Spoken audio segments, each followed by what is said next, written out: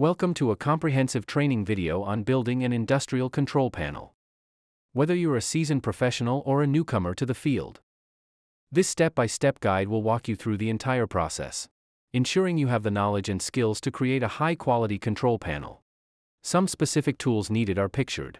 Wire duct notcher is used to notch either side of the fingers, making it easier to fold the fingers over to break off.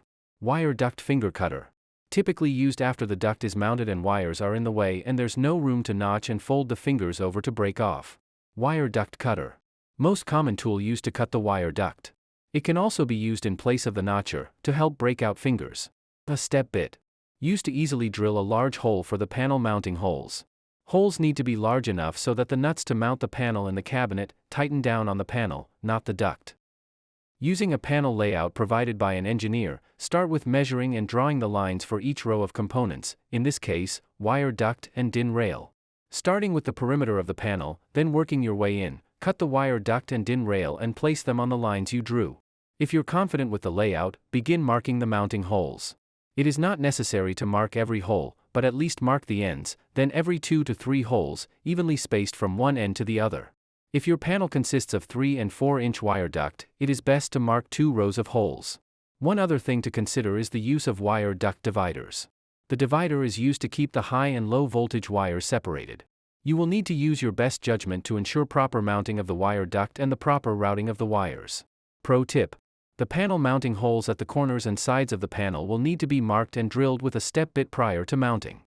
Breaking out the fingers at wire duct intersection before mounting is also easier to do, along with areas that have a large group of wires, for example, PLC modules, distribution blocks, and Ethernet cables. Planning ahead saves time and frustration if you have to go back and break out fingers after the duct is mounted and any wiring that might get in the way later on. Continue marking the holes for the rest of the components such as distribution blocks, contactors, disconnects, ground lugs and anything else that doesn't get directly mounted to the DIN rail. The goal being, to have everything marked for drilling without having to go back to do the same thing later. Pro tip: this process is called the one-tool rule. For example, you use that one tool wherever you can, once. When you're done, you move on to the next tool, instead of constantly going back and forth between tools. This ultimately helps to save time and to become more efficient.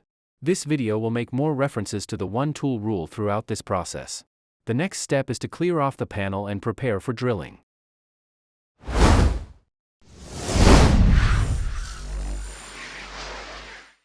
It is recommended to use 1024, 1032, or self-tapping screws for the DIN rail and wire duct mounting hardware.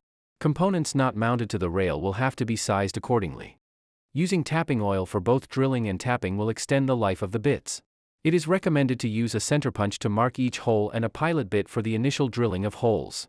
This is to improve accuracy and to keep the larger drill bits from drifting, also known as walking. After all drilling and tapping is complete, clean off the panel. Begin the process of mounting the ground bar. This is generally what you'll need to complete the job. Pictured is a Dynafile or belt grinder. First, locate where the ground bar will be mounted. Use a black marker and draw an outline around the ground bar. Apply tape around the outline, just in case the grinder slips, the paint won't get scratched. Start grinding along the black line, then the rest of the area. Do your best to have a fairly even surface and straight lines. Remove the tape and wipe down the panel. If necessary, remove the hardware from the ground bar to expose the mounting holes. Apply ideal compound to the underside of the ground bar. Mount ground bar to the panel and apply the ground symbol.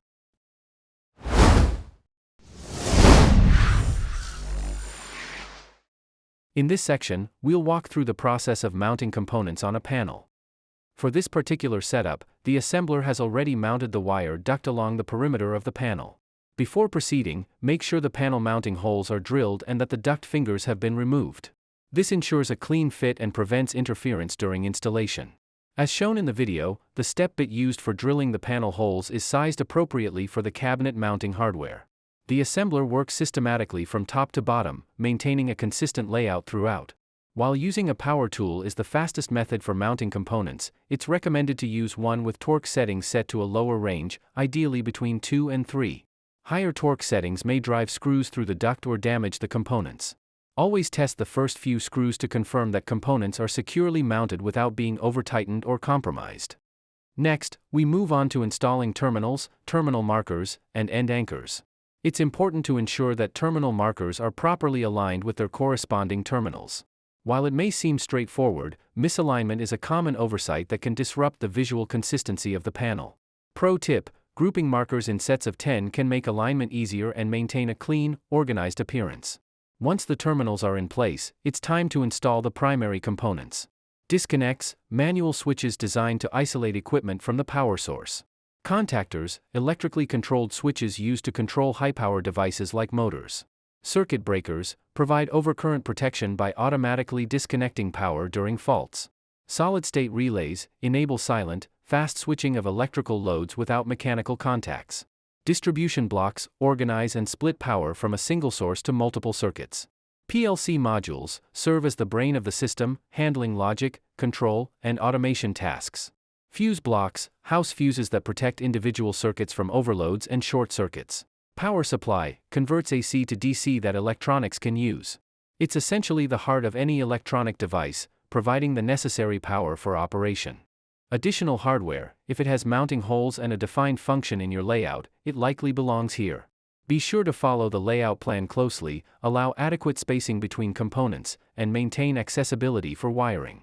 With everything properly mounted and aligned, your panel will be well prepared for the next phase of assembly.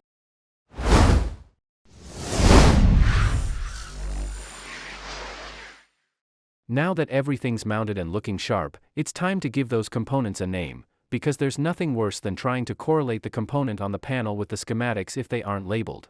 Verify the layout drawing and schematics match. It's a super common oversight. Even seasoned engineers sometimes treat it like a last-minute detail. But trust me, catching mismatched labels now saves you from having to rework the panel.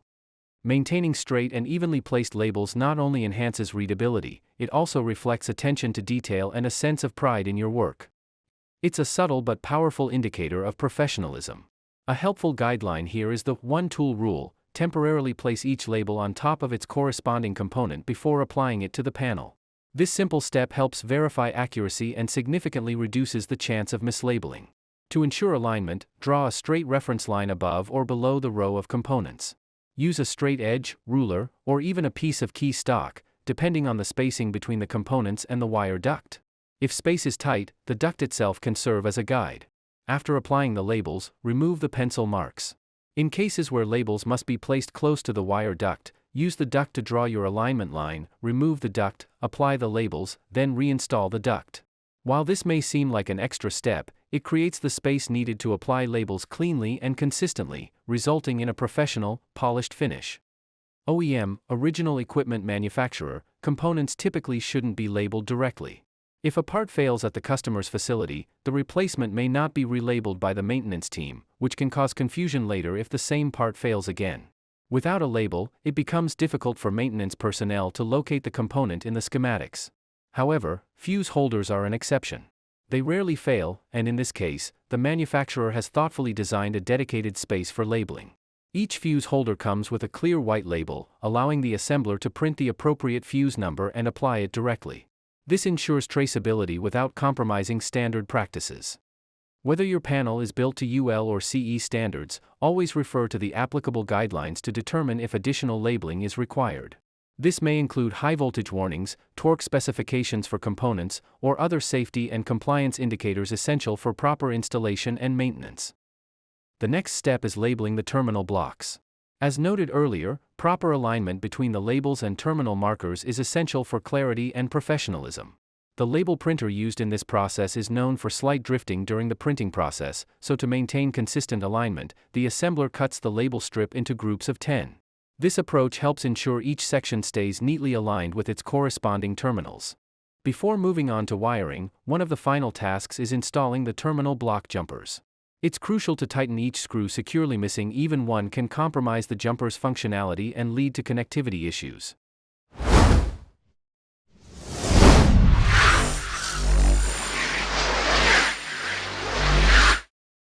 Welcome to control panel wiring. This is the backbone of any machinery. Its accuracy directly impacts the reliability, safety, and maintainability of the entire system. When it comes to control panels, wiring isn't just a behind-the-scenes detail, it's the heart of the whole operation. In this video, we'll show why clean, organized wiring matters more than you might think. It's not just about making things look good. It's about making sure every connection, every component is solid, safe, and reliable. Good wiring techniques saves time, reduces errors, and keeps everything running smoothly. A few essential tools are recommended to help with stripping, labeling, and terminating wires efficiently. If you're newer to panel wiring, a combination wire stripper, cutter, and crimper can make the job much easier. One standout feature of this tool is its adjustable strip length. Once set, every wire will be stripped to the same length, eliminating guesswork and ensuring consistency across your connections. There are two key adjustments to be aware of. The first knob controls strip length.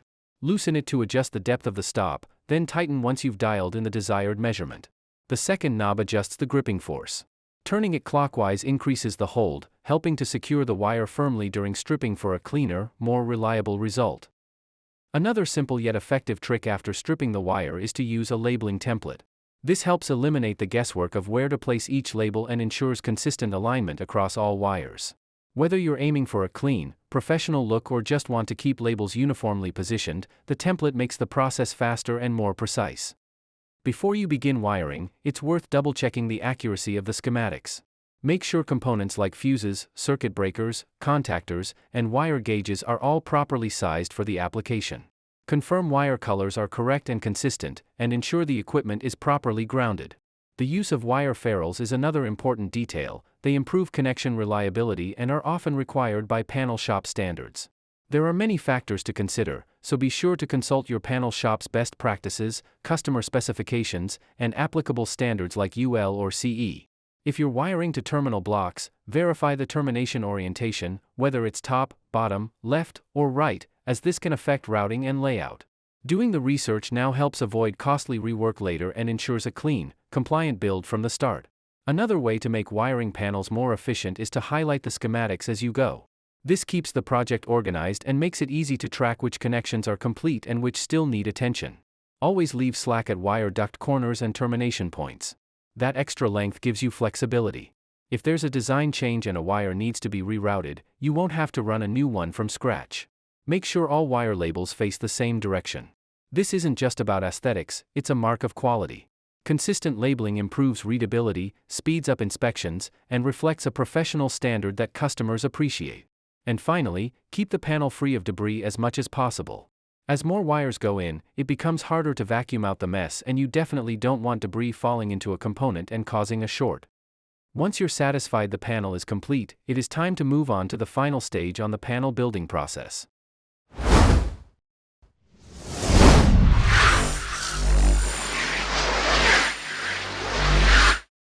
In this section, we'll explore every aspect of the inspection process that takes place after a panel is built and before it's handed off to the machine assemblers.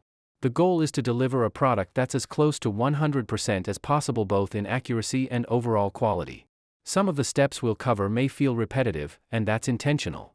As humans, we're prone to occasional mistakes, and this process is designed to catch those errors early before the panel moves on to the next stage. A thorough inspection helps ensure reliability, safety, and a smoother handoff. To support the process, a checklist was created to uphold accuracy, quality, and minimum standards. It includes a mix of quick visual cues, reminders, and more detailed items that may require additional attention depending on the panel's size and complexity. If a checklist item doesn't apply, it should be marked as not applicable or crossed out to clearly indicate exclusion. This checklist was created in Excel and customized for a specific customer, but it can be easily tailored to fit your own project requirements. At the top, fields are provided for entering the job number and print number. In this case, the job included both main panel, MP, and high voltage, HV, panel, which are listed on the left for clarity. It's recommended that the assembler who built the panel perform an initial self-inspection, followed by a secondary review by an inspector or lead technician. To ensure accountability, the assembler's name and the inspection date are also documented on the sheet. Line 1 confirms that the assembler has reviewed and highlighted the schematics, serving as a reminder to double-check for any missed components. If a part was not wired due to a backorder, this should be noted in the designated section below. Once the part arrives and is installed, the assembler must sign off in the "corrected by" box, and the inspector verifies proper installation. Line 2 is specific to the customer where they only require ferrules on any device that doesn't have a clamp-style connection. Refer to the job specifications before failing any wires. Line 3 is a verification that the paint under the ground bar has been removed and the edges are clean. Line 4 is arguably the most critical step in the inspection process, verifying wiring accuracy. Using a multimeter, begin at the first page of the schematics and methodically check continuity for each wire on the panel. This ensures that every component is wired correctly and matches the design specifications. Line 5 focuses on verifying that devices are not clamping down on wire insulation instead of the conductor itself. Improper clamping can lead to several issues. The conductor may fail to make proper contact with the terminal, causing components to go unrecognized by the PLC, a 24-volt supply may not reach a field device, or a missing phase could result in component failure. In cases where only a few strands of the conductor are making contact, the wire may overheat as it attempts to carry more current than it was designed for, potentially leading to damage or safety hazards. When checking wire terminations, ensure that a small portion of copper is visible at the connection point. If no copper is showing, the wire may be improperly terminated. In that case, loosen the terminal and inspect the wire to confirm that the insulation isn't clamped down. If needed, strip back additional insulation to expose more conductor and re-terminate properly. Line 6 provides a quick visual check to ensure wires have adequate slack, especially around wire duct corners and at connection points. Tightly routed wires can lead to strain, potential damage, or future maintenance issues. If any wires appear this way, should be removed and replaced with proper slack. Line 7 panel wiring should terminate on the top side of the terminal strip, reserving the bottom side for field wires and external cables. This separation helps maintain clarity and simplifies troubleshooting. Exception: if you're distributing power or signals to multiple components within the panel, it's acceptable to wire into the top and feed out through the bottom provided the routing remains organized and well documented. Line 8 involves a visual inspection of all component labels, ensuring each label is straight, legible, and free from damage. Voltage labels must also be present on disconnects and distribution blocks, clearly indicating their ratings to support safety and proper identification. Line 9 continues the labeling inspection, focusing specifically on wire labels. Verify that all wire labels are oriented consistently and aligned evenly with adjacent labels. This step serves as a quality control measure to ensure visual uniformity and ease of identification throughout the panel. Line 10, check continuity for each fuse to ensure it's functioning properly. To check continuity of a fuse, first, connect the leads as shown. Turn the switch position to continuity. Test the fuse. If it's good, the meter will beep and the display will read 0 ohms. If it's bad, the meter will read open or OL and it won't beep. It's far better to catch a bad fuse during inspection than to discover it later during testing, especially when time is tight and replacements may not be readily available. Scrambling to locate a spare, or worse, finding none in stock, can delay progress. Staying ahead of potential issues now helps avoid unnecessary downtime later. Line 11, perform a pull test on all wires connected to screw terminals. This step is essential, as it's easy to overlook tightening during assembly, especially when distractions occur. A loose wire may pull free from the terminal, resulting in poor or lost connections. Verifying each termination now helps prevent functional issues and ensures long-term reliability. The pull test doesn't have to be anything drastic, just a gentle tug is enough to confirm the wire is secure. Line 12, conduct a visual inspection of all terminal block markers and labels to ensure proper alignment and legibility. Each marker should be positioned cleanly and consistently, with labels facing the same direction and spaced evenly across the terminal strip. Misaligned or obscured labels can lead to confusion during wiring, troubleshooting, or future maintenance. This step reinforces quality control. Line 13, confirm that all yellow jumpers are properly installed and that every associated screw is securely tightened. It's surprisingly common for a screw to be missed during assembly. This can lead to serious issues, particularly when jumpers are carrying 0 and 24-volt feeds. A single loose screw may prevent components from powering on, leading to misdiagnosis and wasted troubleshooting time. What appears to be a failed device may simply be an overlooked jumper connection. Additionally, ensure that end barriers are installed. This is a standard practice in panel building, used to separate hot and common terminals. Beyond its functional role, the end barrier provides a clear visual cue that helps organize terminal groupings and reinforces safe, intuitive wiring layouts. Line 14, inspect all double-stack terminal blocks to ensure jumpers are installed between each layer of common terminals. This step is critical for maintaining electrical continuity across stacked terminals. In panels like this one, Jumpers are used to bond voltage feeds such as 0, 24, 25, and 26 across multiple layers. If even one jumper is missed, an entire bank of terminals may lose its power or common connection. Always verify that each jumper is present and secure. Line 15. Once all wiring and assembly tasks are complete, perform a thorough vacuuming of the panel to remove any residual debris, wire trimmings, or dust. This final cleanup step may seem minor, but it plays a critical role in ensuring the panel's long-term performance and safety. Loose debris, especially conductive materials like copper strands or metal shavings, can lead to shorts, intermittent faults, or even fire hazards if left unchecked. Line 16. Confirm that all Ethernet cables are properly installed and securely seated in their designated ports. This step is typically performed near the end of the panel build, once the primary wiring and terminal connections are complete. Just as you would methodically verify each wire against the schematics, it's essential to ensure that every communication cable, especially Ethernet, is accounted for. These cables are critical for networked control, diagnostics, and data exchange. Missing or loosely connected Ethernet lines can lead to communication failures that are difficult to trace and may be misdiagnosed as hardware faults. A final pass to verify these connections reinforces build integrity and ensures the panel is fully operational and ready for commissioning. Line 17 to 18. Verify that all panel ground screws and ground terminal blocks are properly bonded to the main ground bar. Grounding is a critical safety and performance measure in any electrical panel. In this build, a dedicated 12-gauge ground wire is used to bond the panel enclosure directly to the ground bar, ensuring a reliable path to earth. Additionally, each group of ground terminals is connected using 14-gauge wire, maintaining consistent grounding across all circuits. This layered approach helps prevent floating grounds, reduces electrical noise, and ensures compliance with standard wiring practices. Line 19. Verify that all variable frequency drive (VFD) dip switches are correctly set according to the schematics. This step is essential for ensuring proper communication, control logic, and operational behavior of the drive. Line 20. Torque all terminals connected to 8-gauge wire or larger, as required by this customer's specification. After torquing, apply a paint marker to each terminal as a visual confirmation that the process has been completed. This step ensures mechanical integrity and compliance with installation standards, especially in high-current circuits where loose connections can lead to overheating or failure. The requirement for torque verification and paint marking may vary depending on panel certification, UL, CE, and your panel shop's internal standards. Always consult the applicable documentation and compliance guidelines before proceeding.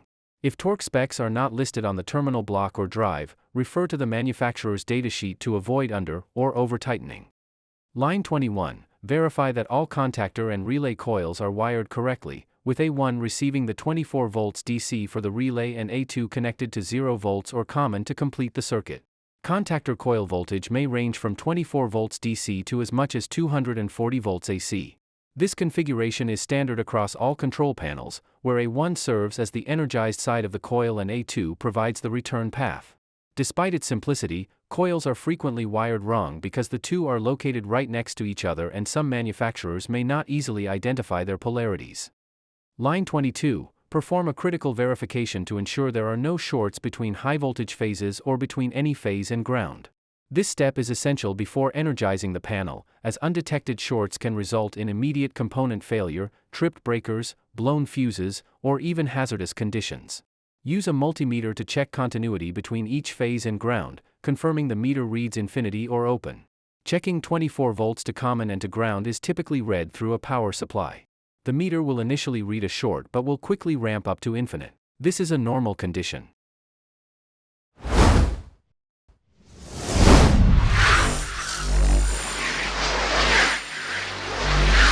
As we wrap up this panel building process, remember that every step, from the initial panel layout to inspection, is more than just a procedure. It's a reflection of the quality, safety, and reliability that defines your work. These final checks aren't just about avoiding mistakes, they're about building trust with every assembler, supervisor, technician, and customer who interacts with your panel. Whether you're working to UL, CE, or custom shop standards, the attention to detail you bring to each wire, each label, and every component sets the tone for everything that follows. So take the extra time to perform at a higher level, because when the panel powers up for the first time, it should do so with confidence and without surprises.